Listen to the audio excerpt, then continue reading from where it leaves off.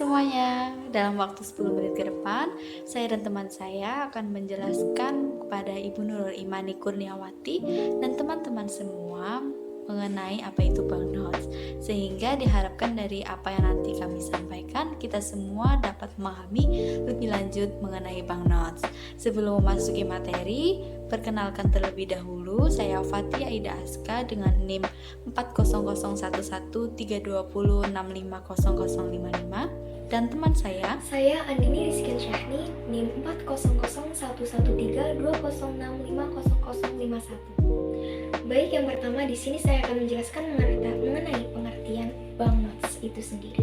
Jadi banknotes merupakan sebuah uang kartal asing yang biasanya dalam bentuk kertas yang dimana dikeluarkan atau diterbitkan oleh bank luar negeri, teman-teman. Jadi istilah lain dari banknotes itu sendiri adalah devisa tunai. Mengapa? Karena memiliki sifat yang hampir sama dengan uang tunai.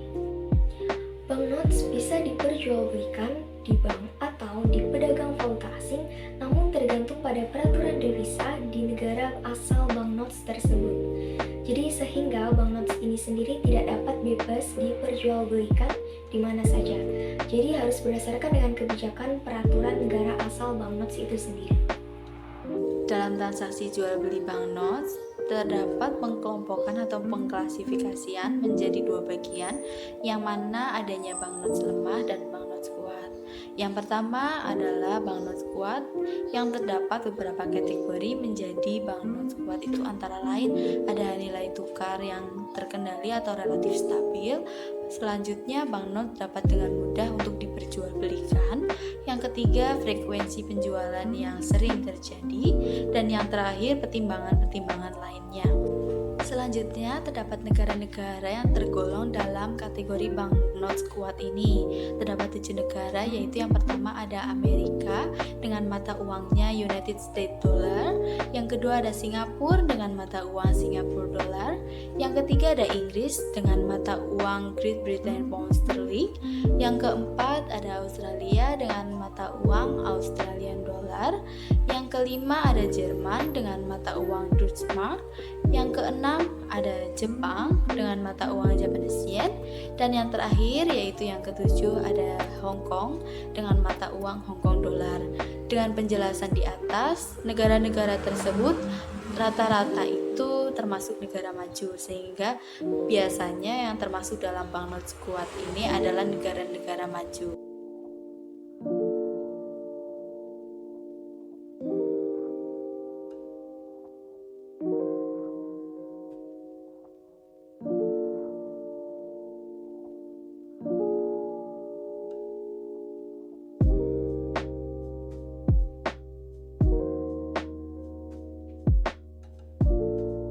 Selanjutnya ada banknotes lemah. Jadi banknotes lemah ini memiliki kategori, di antaranya yang pertama frekuensi penjualan yang rendah, jadi jarang terjadi. Yang kedua, banknotes sulit atau relatif sulit diperjualbelikan. Seperti yang sudah saya katakan di awal tadi, banknotes ini tidak sembarang atau tidak bebas diperjualbelikan. Yang ketiga, nilai tukar yang jarang terjadi.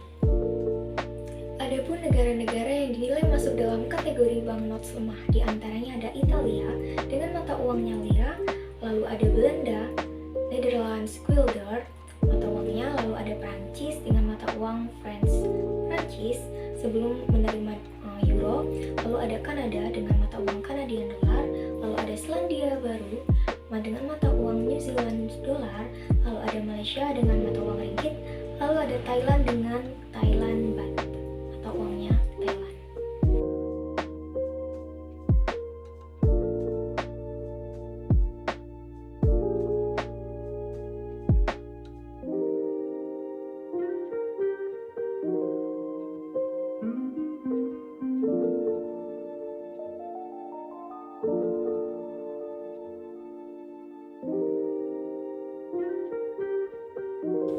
Namun, kenyataannya dalam praktiknya itu tidak selalu setiap bank itu mau menerima pembelian dan penjualan untuk banknotes itu sendiri, dikarenakan ada berbagai alasan. Yang pertama itu karena tergolong dalam valuta yang lemah. Yang kedua adalah kondisi banknotes yang mengalami kerusakan atau cacat. ketat. Yang ketiga, karena tidak memiliki persediaan yang mencukupi dan sesuai standar yang ada mengenai banknotes. Yang keempat, atau yang terakhir, karena diragukan keabsahannya. Dalam proses transaksi jual beli banknotes ini, yang dijadikan landasan dalam nilai tukar adalah menggunakan yang namanya kurs. Di mana di Indonesia, kurs yang ditetapkan ini adalah yang sudah dikeluarkan oleh Bank Indonesia, yang kemudian akan dijadikan patokan harga mata uang asing bagi perbankan-perbankan di seluruh Indonesia. Selanjutnya, kurs yang ditentukan ini nantinya akan digunakan untuk transaksi jual beli banknotes itu, yang akan ditambah dengan keuntungan yang diharapkan pada suatu lembaga keuangan bank. Jadi nantinya setiap bank itu akan berbeda-beda nilai jual belinya karena keuntungannya itu berbeda-beda sesuai dengan kebijakan bank itu sendiri. Baik, selanjutnya di sini saya akan menjelaskan mengenai kurs. Jadi kurs itu dibagi menjadi dua, ada kurs jual dan juga kurs beli. Jadi kurs jual sendiri itu merupakan kurs yang digunakan untuk kita menukarkan dari rupiah menjadi mata uang asing. Jadi secara simpelnya dari sisi bank, ketika kita menjual, maka kita sebagai nasabah melakukan pembelian. Nah, yang kedua ada kurs beli. Jadi kurs beli ini merupakan kurs yang digunakan ketika kita ingin menukarkan mata uang asing ke rupiah. Jadi sebaliknya dari kurs jual tadi. Jadi sedangkan dari sudut pandang bank, kurs beli itu dilakukan saat bank membeli, maka nasabah menjualnya. Selanjutnya, terdapat beberapa lembaga keuangan bank yang terdapat di Indonesia yang melayani transaksi jual beli banknotes. Yang pertama itu ada Bank Mayora. Bank Mayora ini melayani transaksi jual beli banknotes yang mata uang yang dilayani itu ada banyak. Yang pertama ada US dollar, Great Britain pound sterling. Selanjutnya ada euro, Singapore dollar, Japanese yen, Hong Kong dollar, Chinese yuan, dan yang terakhir itu ada Australian dollar. Selanjutnya kita berpindah ke bank yang kedua, yaitu ada Bank Jatim, di mana mata uang yang dilayani dalam proses transaksi jual beli banknotes ini lumayan banyak. Yang pertama itu ada US dollar, yang kedua ada Great Britain pound sterling, yang ketiga ada euro, selanjutnya ada Australian dollar, Japanese yen, Hong Kong dollar, Chinese yuan, Singapore dollar, Saudi rial, dan yang terakhir ada Malaysian ringgit. Dalam proses transaksi jual beli banknotes ini tentu tidak sembarangan untuk bisa dilakukan, sehingga beberapa bank itu memberikan persyaratan untuk bisa melakukan transaksi ini. Bank Jatim ini terdapat 3 persyaratan yang perlu dilakukan. Yang pertama itu adalah fotokopi identitas, contohnya itu seperti KTP. Yang kedua ada surat pernyataan pembelian. Surat ini itu khusus untuk transaksi nasabah beli. Yang ketiga atau yang terakhir itu adalah pembelian itu lebih dari ekuivalen US dollar, yaitu 25.000, dilengkapi dengan dokumen underlying transaksi dan fotokopi NPWP. Baik, selanjutnya akan ada analisis banknotes dalam lembaga keuangan bank. Jadi contoh selanjutnya itu dari Bank Mandiri. Nah, kalian bisa lihat sendiri ya teman-teman, di situ akan ada tabel yang memaparkan mata uang dan juga harga beli serta harga jualnya dari masing-masing mata uang negara per 24 September 2021.